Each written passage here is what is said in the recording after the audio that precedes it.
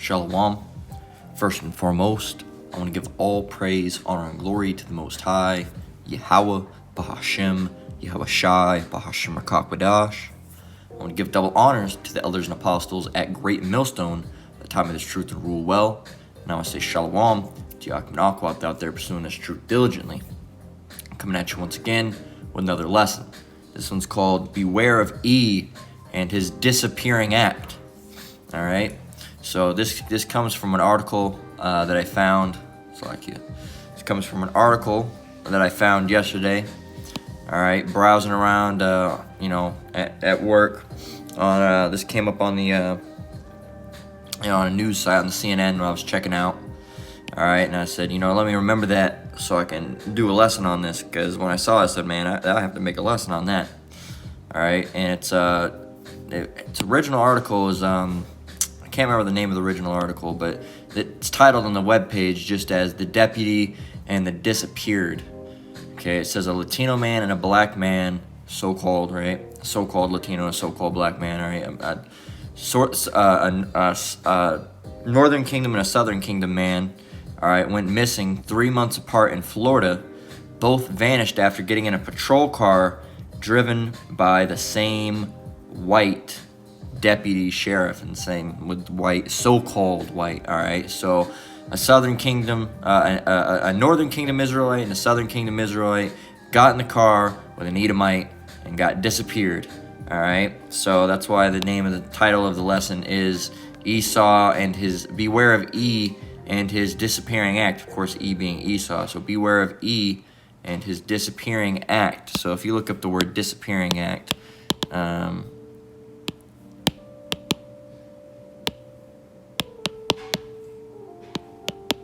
disappearing act. I spelled disappearing wrong.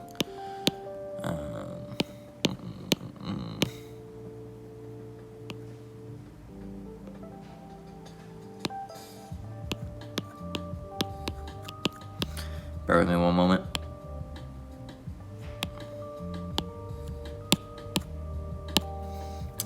Bear with me 1 minute. See if I can get it on my phone.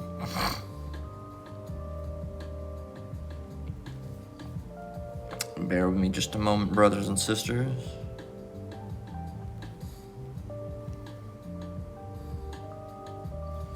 Let me see.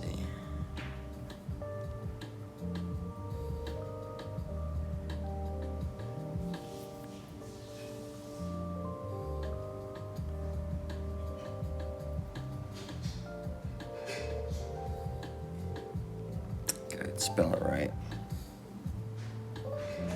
There's got to be a Wikipedia or something on it.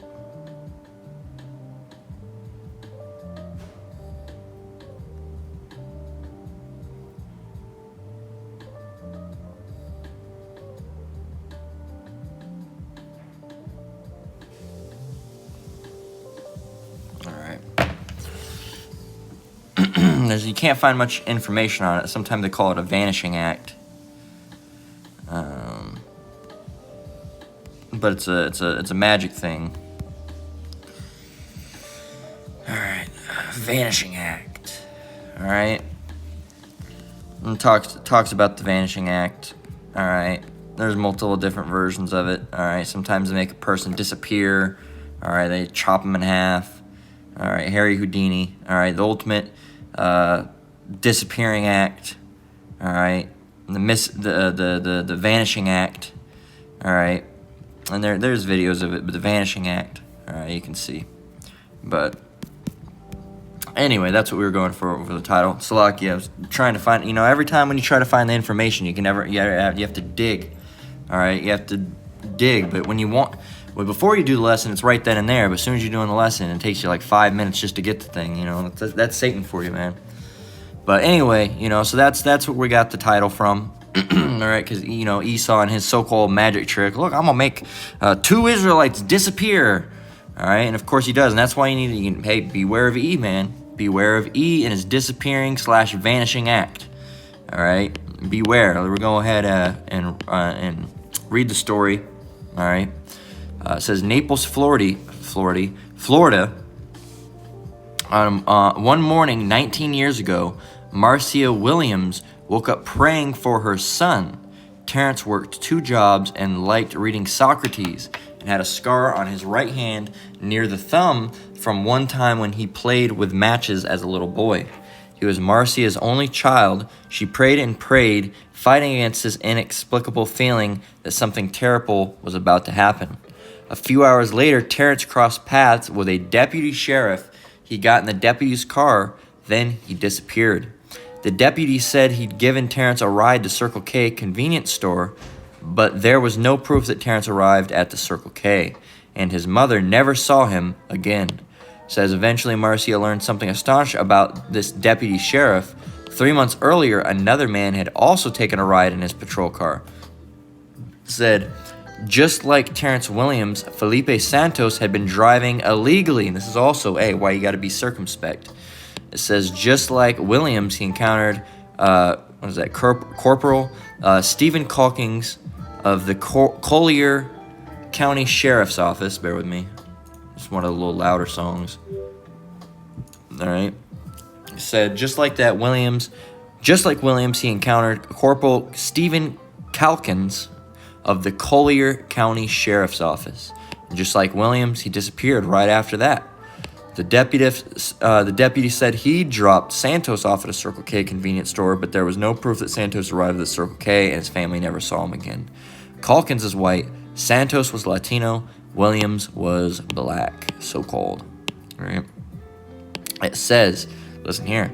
It says, it is my belief that they were killed because of their color, said Doug Malloy, who was an assistant U.S. attorney in 2004 and led a multi-agency task force that investigated the disappearances as potential hate crimes. And these people, you know, that's what they do. So sheriff's investigators surveyed the evidence and determined that Calkins was not telling the truth about his encounter with Terrence Williams. One investigator made a list of nearly 24 untruthful and inconsistent statements that Calkins made about the day he met Williams. In August 2004, about 7 months after Williams disappeared, then Sheriff Don Hunter fired Calkins, as he later wrote, I have lost trust in Calkins and his ability to describe incidents in detail and to recall them. Or maybe he found something out and he's just trying to cover ass and just plays it off what that was. Because meanwhile, investigators got to work. They searched the woods and the waters near where the missing men were last seen. They put a tracking device on Calkins' car. They did a complete forensic inspection of the car, paying special attention to the trunk. No trace of Santos or Williams turned up. The FBI delivered a target letter to Calkins and asked him to answer questions from a federal grand jury about the disappearances. Calkins denied, and the investigators' suspicions did not lead to probable cause. No one could prove these were hate crimes or even crimes at all. Years passed, and the cases remained open, and both men's children grew up without their fathers. Calkins repeatedly denied harming the men. He was never criminally charged. It says, now 68 years old, he's basically been able to live, completely unscathed, Now 68 years old, and that's Esau for you. Now 68 years old. Now, see if that. Now let's stop for a minute. Had that been a Jake that done something like that, and it was two white men, so-called white men. Oh my gosh, man! They would have found where those two dudes went. All right, instantly. They would have found him the next day. They would have had, he would have been in prison. All right, they would have sent the black cop, so-called black cop, directly to death row.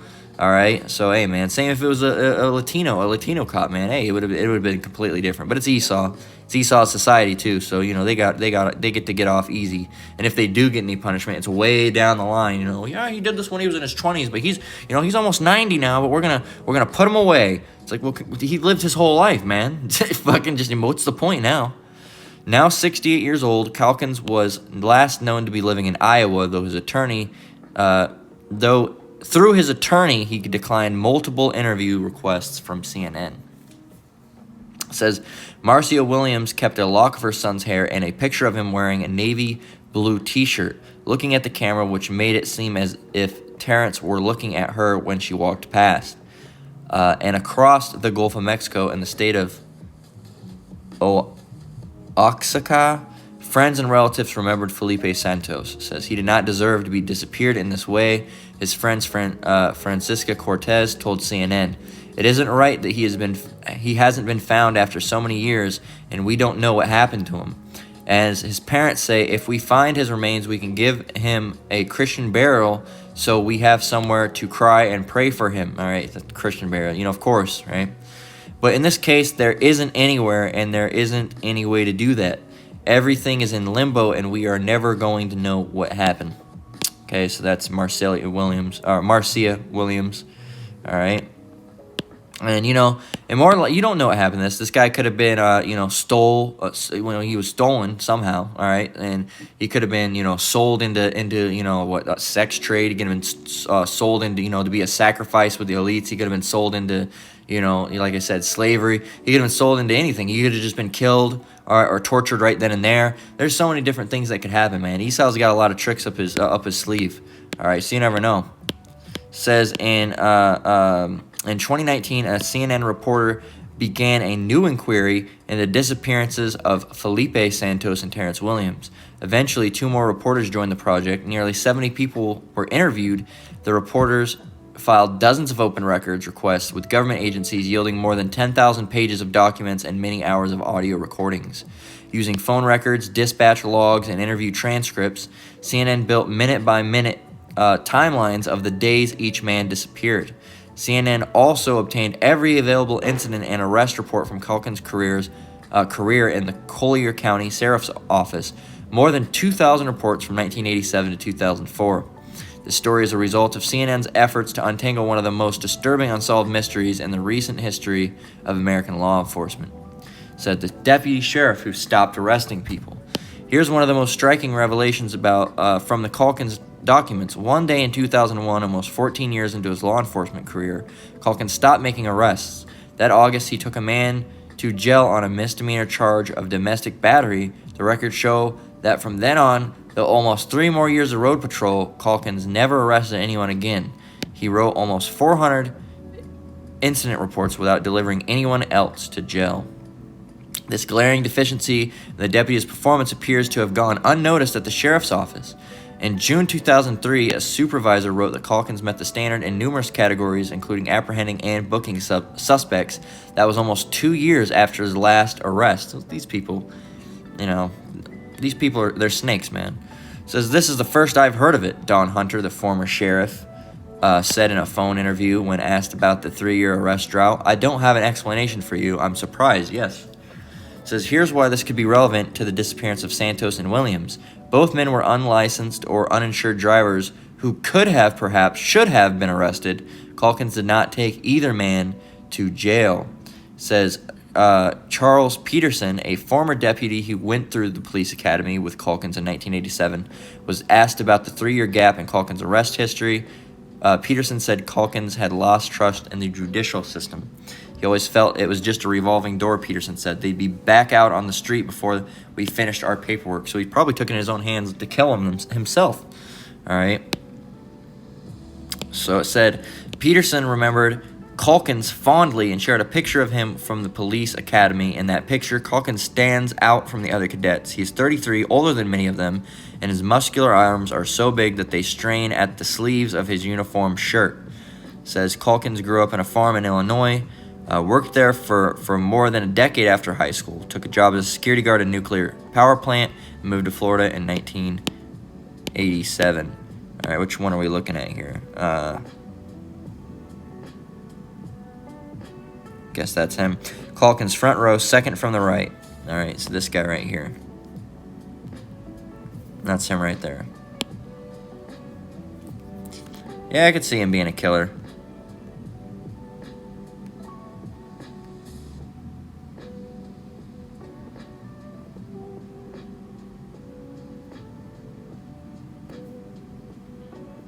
Yep.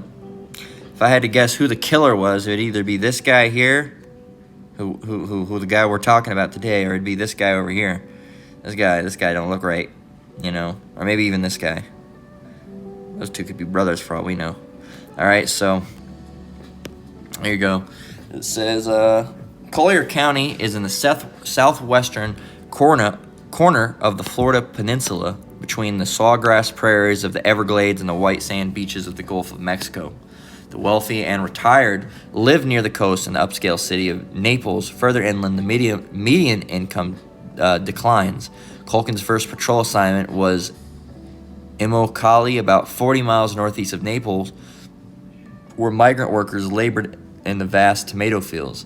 Lucas Benitez, founder of the coalition of Immokalee workers, there's a lot of crazy named places up there, says likened police officers in Immokalee to the U.S. Army occupying Iraq. Says it doesn't know its traditions, its culture. He said they're basically planted there. The army goes to a small town in Iraq, doesn't speak the language. The army automatically feels attacked. What does it do? Aims its rifles. Immokalee was like this. Reports from Calkins describe several tense standoffs between deputies and residents, but by many accounts, Calkins handled the pressure well. Supervisors and co-workers got along with him, including some of other races. Walter Solomon, a 6'9" black deputy who grew up in the Bronx, remembered getting together with Calkins at another colleague's house to practice their shooting and talk about their lives. He was quiet, Solomon said. He took care of his business. He took care of his job. I never remember him getting in any trouble or getting reprimanded for anything. It said, I tell you, if Steve was capable and did do it, he would definitely make sure that the body would never be found. Charles Peterson on his former colleague Steve Calkins. It says the arrest and incident reports offer a glimpse of what Calkins experienced on patrol in Immokalee. He arrested a 240-pound man whose nickname was Long Knife. He arrested a man who kicked out the window of his patrol car. He arrested a robbery suspect whose right hand had a tattoo that said "Treat me nice," and whose left hand had a tattoo that said "I love Angie."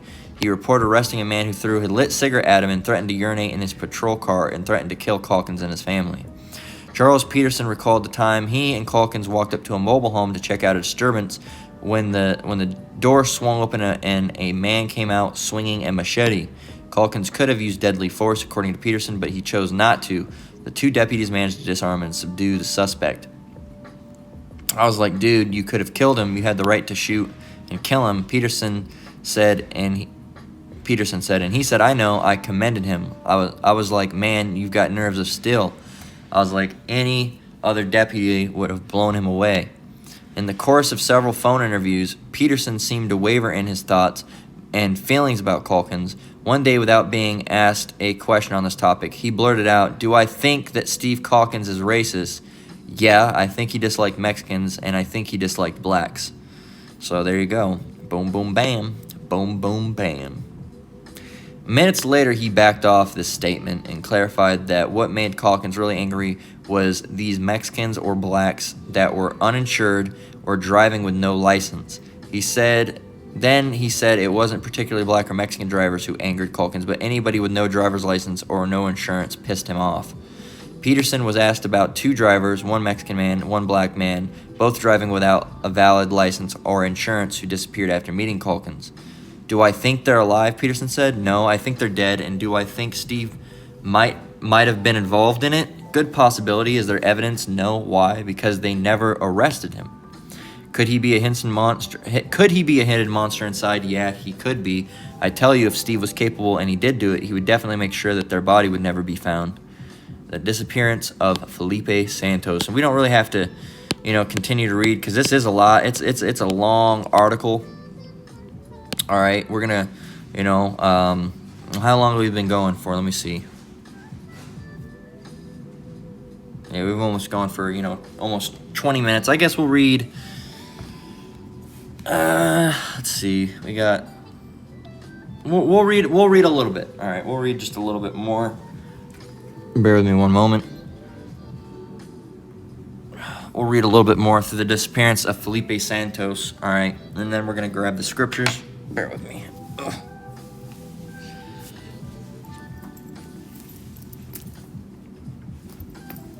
All right, Slakia.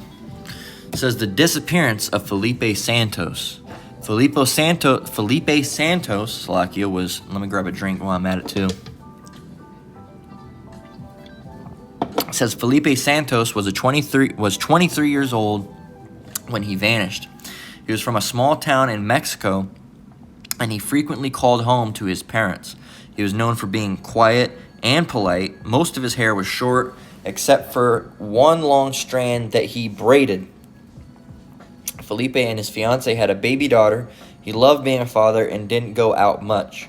A friend said he was most often seen going to and from work or the laundromat. He had worked in the fields and he was saving up his money. And his brother Salvador wrote in Spanish on an FBI questionnaire after Felipe's disappearance. His dreams were to get ahead, to have a home where he lived with his family. On October 14th, 2003, Santos was on his way to work at a concrete and masonry company when his white Ford Tempo collided with a Mazda Protege. Witnesses would later disagree on who caused the crash or how exactly it happened, but afterwards, Santos and and the Mazda's driver, Camille Latch, pulled into a gas station parking lot. Two of Santos' brothers were riding with him, and Latch told an investigator that one offered her money if she wouldn't call the police. But she did call the police, and Corporal Steve Calkins arrived at 6:55. That could have been more than likely Edomite. I'm calling the police anyway. He quickly determined that the crash had been Santos' fault and that Santos had no driver's license or insurance. Months later, when asked by an investigator if Calkins was upset, Latch said a little bit yes. He just said he was tired of this type of situation, someone getting in an accident and not having insurance or a license. Why are you so upset about that? That's an Edomite thing to get upset about.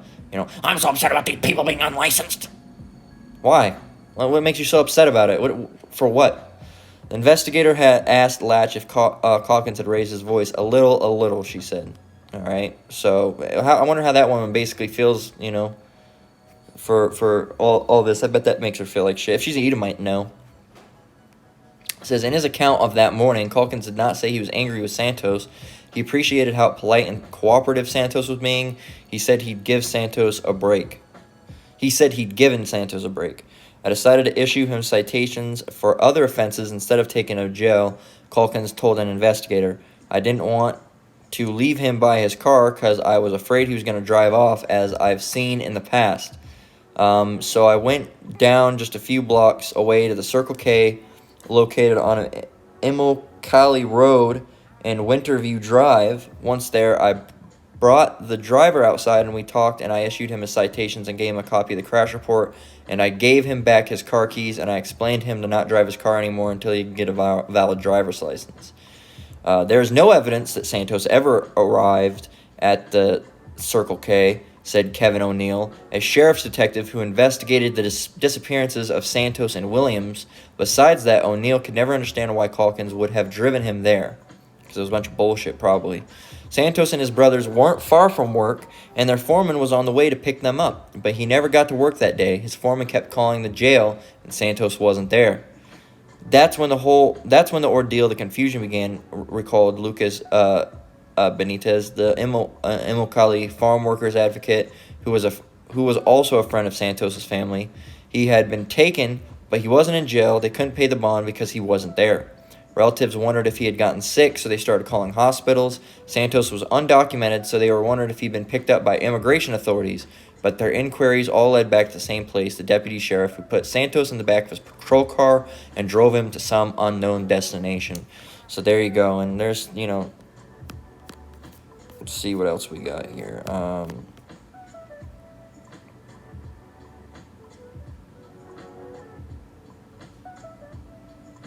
Yeah, so it looks like, I guess he forged a signature. So it's, a bunch of Esau doing what Esau does. And we'll read that too. And then we're going to grab the scriptures because, we've been, actually, no, we're just going to do it now. All right, because we've read it enough. The mystery of the signature, as you can tell, his middle name was Maximo. It says the name appears to be Maximo in the middle, and then appears to be Medino. Neither of those is Santos's actual middle name, Maximino. Okay, so there you go. And the signature looks nothing like a previous signature found on Santos' school ID card. So there you go. He more than likely lied and killed him. All right, you can go ahead and read more through this if this is something you'd like. All right, it's a lot, man. It's a lot.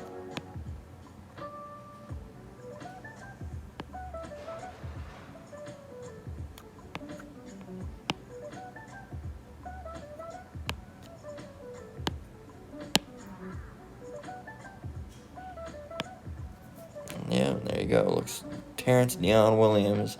Looks like he has that long hair demon on him too back then. What year was this issued?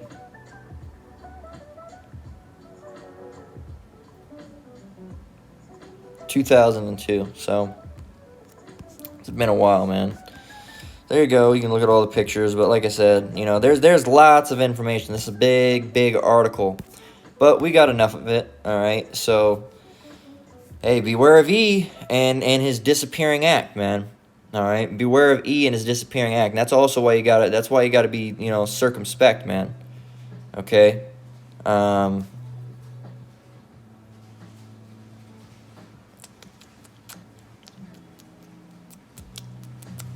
Bear with me. Let's see. See if I want to grab another scripture. Bear with me.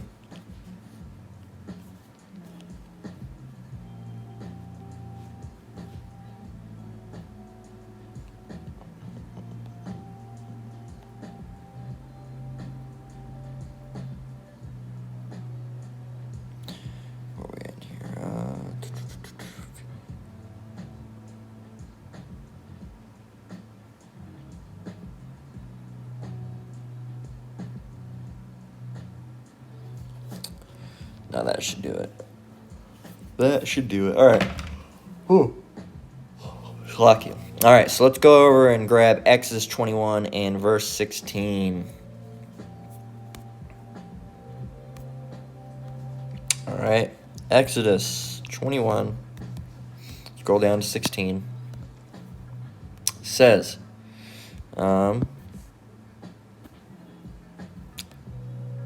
there, it says, Exodus 21 and 16, and he that stealeth a man and selleth him, or if he be found in his hands, he shall surely be put to death. And we use this a lot for, when Esau, all right, had, was, and he still is to an extent, but, we use it for, the transatlantic slave trade, all right, back then, as well as now, because he's still doing the same thing, all right?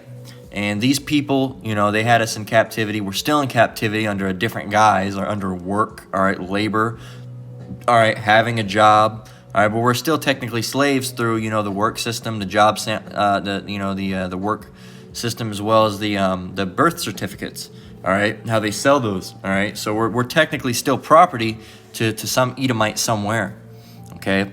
But so that's what we use it for. But this came into my mind as well, because this guy could have been doing, you don't know, all right? I'm not saying that's necessarily what that guy did. He could have killed him right then and there, or he could have sold him, all right? He could have, sold him into slavery, into captivity. He could be, had him chained up somewhere, all right? Could have sold him in a sex trade, all right? Could have had, took him over to Epstein's Island. There's so many different crazy things, all right? Because, Epstein wasn't the first and wasn't the last to be doing that freaky weird shit, all right, where you go to islands and pay to have sex or sacrifice people. All right, this guy could have been killed by the cop, or he could have been brought somewhere. Hey, you can use this for a sacrifice. You don't know what's going down, man. All right, this guy could have had ties that we have no idea about. All right, or he could have been a regular guy that just wanted to kill. You don't know.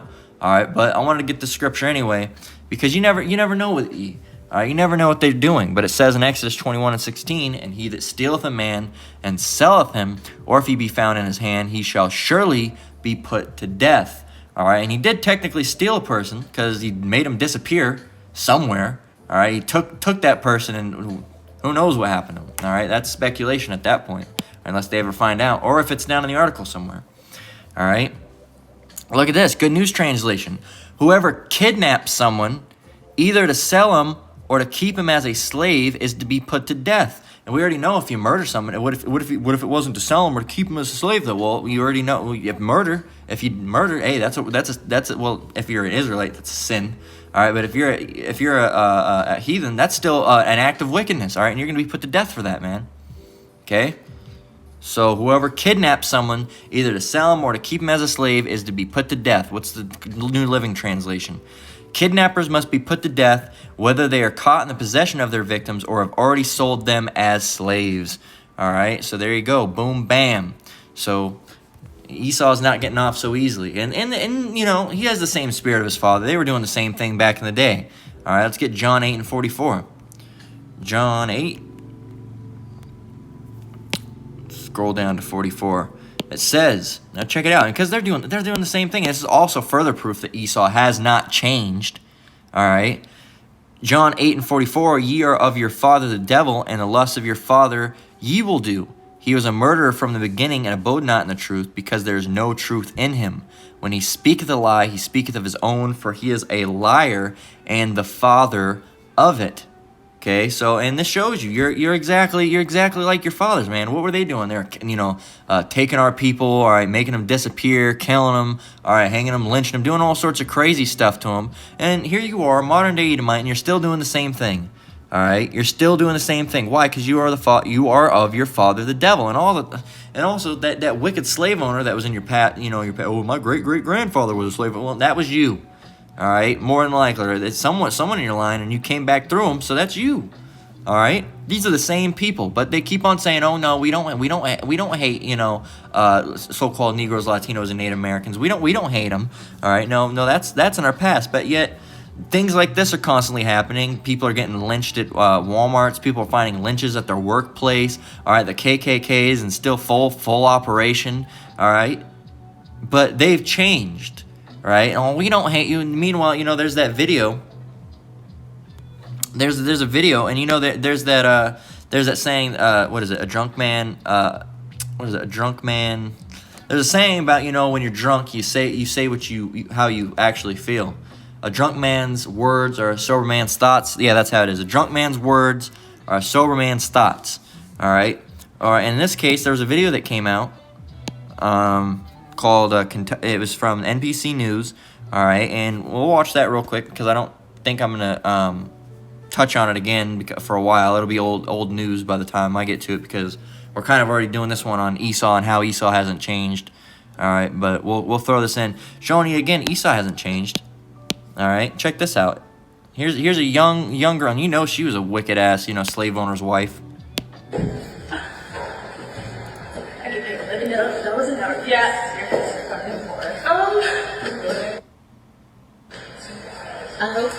Could you stop, please? No. Could you stop? No.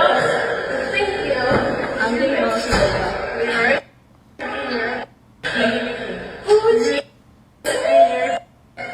I did not get paid enough for this. Exactly. Thank you.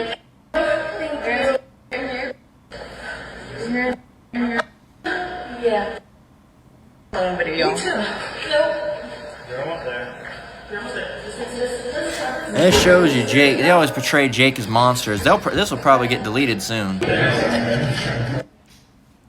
got the so-called black cop that showed up, and she's doing the same thing. They've changed her, right?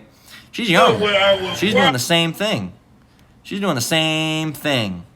All right, she. But no, I bet when she's sober. No, I love black people. Well, no. So that's out. All right, and that shows you that they'll probably try to get rid of that video too, because it shows Jake, not just beating her ass. They don't want those videos around. They want the videos, when the N-Dub goes crazy and starts slapping her all up, bitch, and starts stomping on her face like, look, she was intoxicated. That wasn't right. Look at that black woman stomping on her. That wasn't right. She was intoxicated. She didn't know what she was doing. No, that's what they want. They can't really do anything with this video. All right, all you got in the comments is Jake saying, couldn't have been me. I would have whooped her ass. Good on those young women for doing right. That shows you that they have compassion. That shows that they're being the better person. All right, but so Esau doesn't want none of that out there, But and that shows you. And I know it's kind of off topic that I got that video, but it's kind of on topic as well. Okay, because like I said, I wasn't gonna grab it and do a separate lesson for it, but I wanted to touch on it at some point. So now's the perfect time. These people haven't changed. All right, you were just disappearing slaves back then. Now you're disappearing slaves now. All right, well, you're saying slaves. Who you calling slaves? But we're still slaves, man. We're still slaves. Do you wake up in the morning and go to a job that you don't want to do to make money? All right, for a house that's overpriced, to buy overpriced groceries, to pay your rent for an overpriced house that you can barely afford, to pay for your family that you can barely afford, and then you're tired as hell and you'd have to do it all again the next day. That's slavery, man. That's slavery. That's slavery, all right. It's pure and it's pure simple, man. And you're gonna have people that disagree with it, all right. But that is technically slavery, all right. And there were slaves that did get paid or compensated in some type of way, and then there were slaves that didn't. Okay, so you've just obscured the definition of what being a slave is. All right, you have to be a slave. All right, you can't not do it. You have to do it, or else you won't live. All right. So you are of your father the devil, and the lusts of your father. Let me call it and read it first. John 8:44. You are of your father the devil, and the lust of your father ye will do. He was a murderer from the beginning, and abode not in the truth, because there is no truth in him. When he speaketh a lie, he speaketh of his own, for he is a liar and the father of it.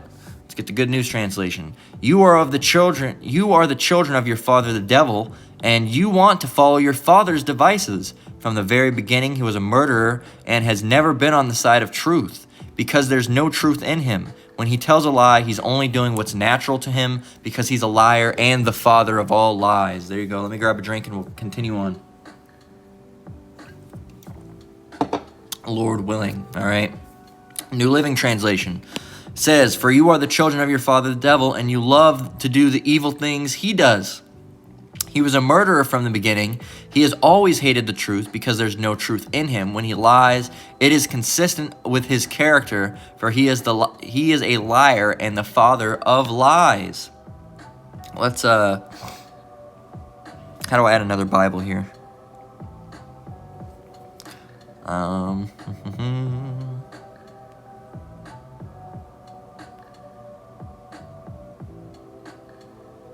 It's not what I wanted.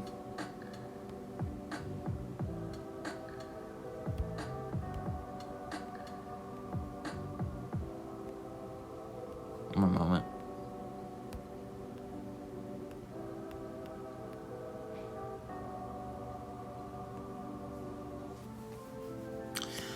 Bear with me.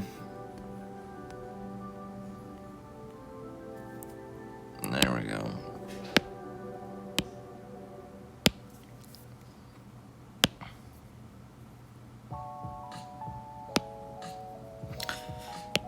Let's get a English Standard Version.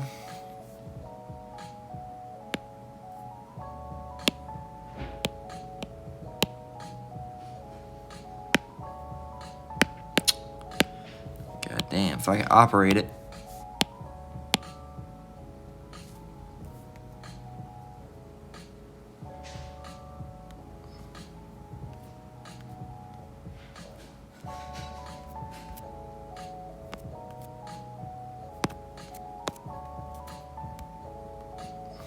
Let's see.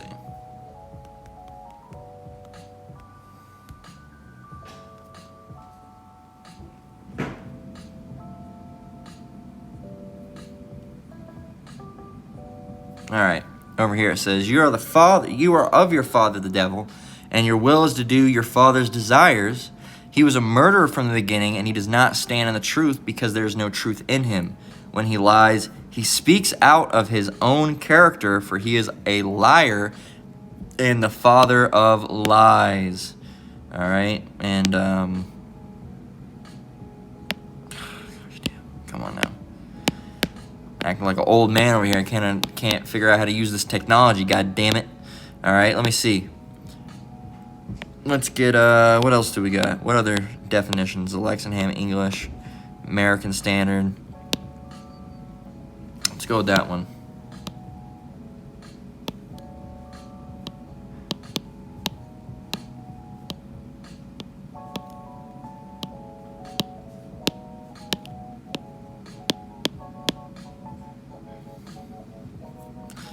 Aren't these linking? They usually link. God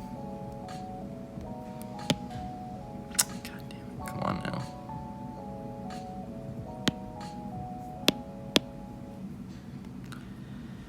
Bear with me. No, we're just gonna forget it. I just want to have more. Those are like the big ones anyway. That well, I'd like to get the. Actually, bear with me 1 minute, because I would like to get the. Come on, man.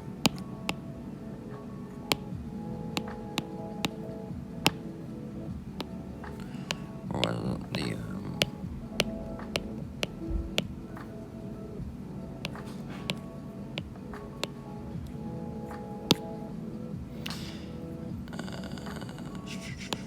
They have the Christian Standard, because I know a lot of people use that one.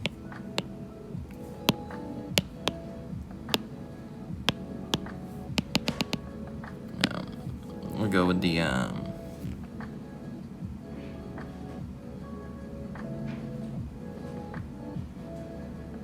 there we go.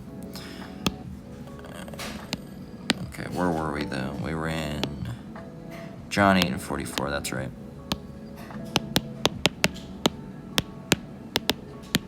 See what it says here. You're of your father the devil, and the lust of your father it is your will to do. He was a murderer from the beginning, and standeth not in the truth, because there is no truth in him. When he speaketh a lie, he speaketh of his own, for he is a liar. For he is a liar, and the father thereof.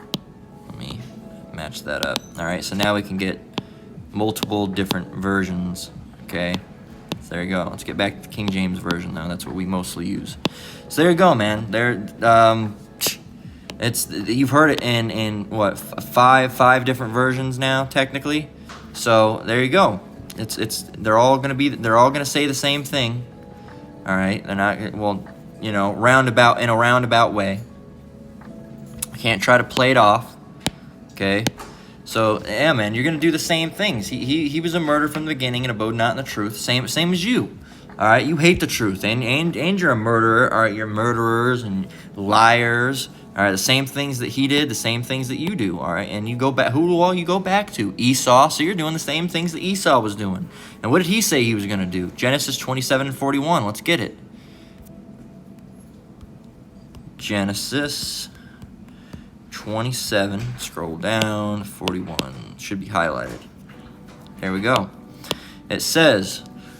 Genesis 27:41, all right, says, and Esau hated Jacob because of the blessing wherewith his father blessed him. And Esau said in his heart, the days of mourning for my father at hand, then will I slay my brother Jacob. Good News Translation. Esau hated Jacob because his father had given Jacob the blessing. He thought, the time to mourn my father's death is near, then will I kill Jacob. New Living Translation. From that time on, Esau hated Jacob because their father had given Jacob the blessing, and Esau began to scheme. That's what Esau loves to do. They love to scheme. I will soon be mourning my father's death, then will I kill my brother Jacob. English Standard Version. Now Esau hated Jacob because of the blessing with which his father had blessed him, and Esau said to himself, the days of mourning for my father are approaching, then will I kill my brother Jacob. All right. So there we go. We don't really need the English Standard Version. We can actually, that's like, I don't know, it's pretty similar to the ESV for the most part, so we don't need that. But there you go, man. So, and that's what they have continued to do, is slay us. All right, to slay our people, the so-called Negroes, Latinos, and Native Americans. All right, why? Because they're salty over the blessing, man. They're salty over the blessing, which the Most High wanted it to go down that way anyway. All right. Wanted it to go down that way anyway. All right, so hey, and that was your blessing, but you sold your birthright, all right, over some red pottage, all right, and you know that your birthright, everything goes to the firstborn son, all right, but you sold that, all right, so it got to us, and that and the Most High wanted everything to go the way it went anyway. There's really no excuses or ifs, ands, or buts. Well, if we didn't do that, well, you would have done it. All right, the Most High had it that way. We were scammed. You weren't scammed. The Most High didn't want you to be, his chosen people anyway. That's why everything happened the way it did. All right, you got juked, son. All right, Ephesians 5:15. All right, and this is another reason why you Jake out there. You need to watch what you're doing. All right, because let me type. It's hard for me to type and talk at the same time. This is why you need to be watching what you're doing. Because both these people, all right, both the so-called Latino and the so-called Negro dude, all right, the so-called black and the so-called Mexican dude, all right, the Israelites, both of them, all right, the Southern Kingdom and the Northern Kingdom guy, all right, both of them were riding dirty, man. As that song, riding dirty, hey, they were both riding dirty. They were driving uninsured, all right, without licenses. Had they not been doing that, they wouldn't have been pulled over. All right, but hey, it's all through the Most High. The Most High wanted something to happen to them anyway. All right, and if they did die, hey, whoever perished being innocent. Okay, that's just how it is. All right, that's why you got to be smart, man. Ephesians 5:15 reads, "See then that you walk circumspectly, not as fools, but as wise, redeeming the time, because the days are evil." Don't be doing some stuff like that. If You were doing a situation in which you could get pulled over. Had you not get pulled over, maybe it would have been different. But hey, there's no ifs, ands, or but. What if? There's none of that. All right. I'm just saying. Maybe if maybe you never know. But that's not how it was going to be, because the Most High didn't want that to be like that. But that can be used as an example for you, brothers and sisters. Now, all right. Hey, be smart, man. Be smart. Good News Translation. I don't know. I used to follow more. I don't know what the app's doing now. It used to follow more. In 15, it says, so be careful how you live. Don't live like ignorant people, Salakia. Let me put it up here so you can see it too. It says, so be careful how you live. Don't live like ignorant people, but like wise people. Make good use of every opportunity you have, because these days are evil days. Salakia, because these are evil days.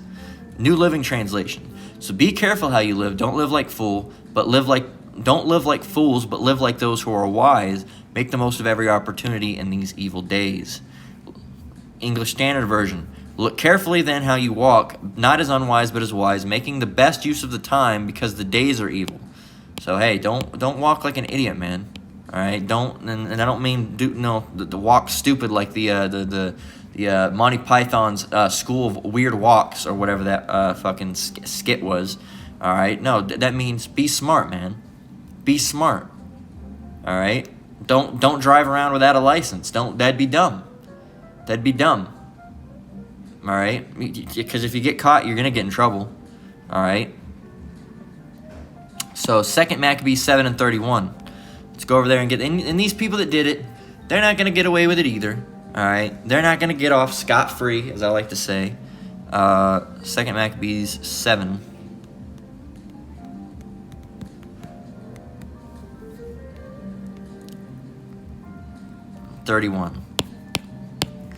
It reads, and thou, that has been the author of all mischief against the Hebrews, shall not escape the hands of the Most High. And unfortunately, I can't get it in the other versions because this is the Apocrypha. I could get it in a Good News translation, but I gotta actually get this back to or I can get Psalms anyway. So let me type in Psalms real quick. Psalms 137, and then we'll go grab that too. Psalms 137 and 7 and 8. All right, and let's go grab the 2 Maccabees 7:31.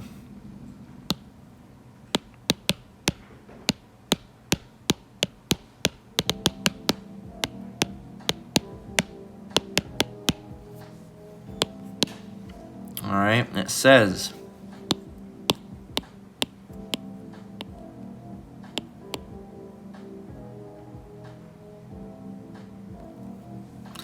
right here, you have thought up all kinds of cruel things to do to our people, but you won't escape the punishment that the Most High has in store for you. Boom, bam. There you go. All right, you've thought of all sorts of evil, disgusting things against our people, but you're not. Hey, man. You're not gonna get off scot-free. You think you are, but you're not. All right. So let's get Psalms 137 and 7. So I cannot 5. But here we are, and we're gonna close out with this. It says, Psalm 137, verse 7.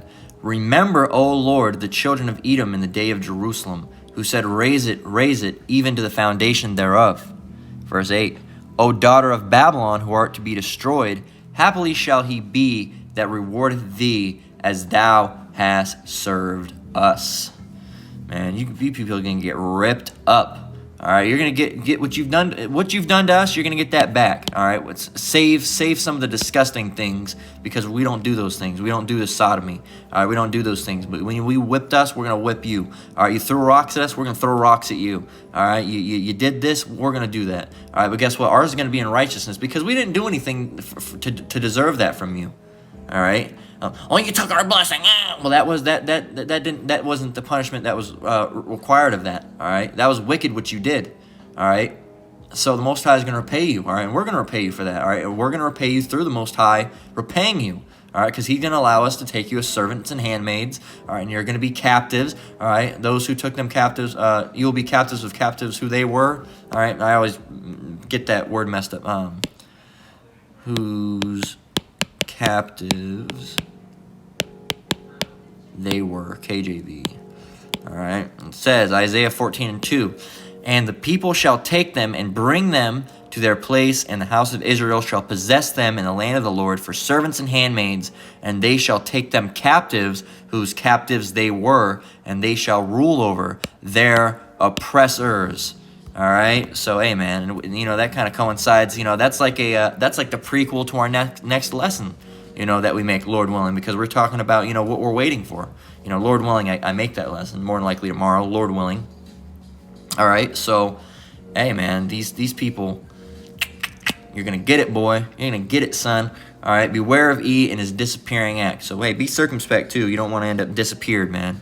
And if you do, hey, the Lord wanted that to happen anyway, man. So, hey, beware of E and his disappearing act. Okay? Be wise out there. Don't be being idiots. Don't be being stupid. All right? And, hey, just know Esau hasn't changed. They're going to do the same things that they've always done because they are their father's the devil. So, with that, we're going to close out. Lord willing, this lesson was edifying. Once again, I want to give all praise, honor, and glory to the Most High, Yahweh, Bahashem, Yahweh Shai, Bahashem Akakwadash. I want to give double honors to the elders and apostles at Great Millstone that taught me this truth and rule well. I want to say shalom to you brothers and sisters out there. Keep enduring, keep the faith. We're almost out of here. Until the next one, Lord willing, shalom.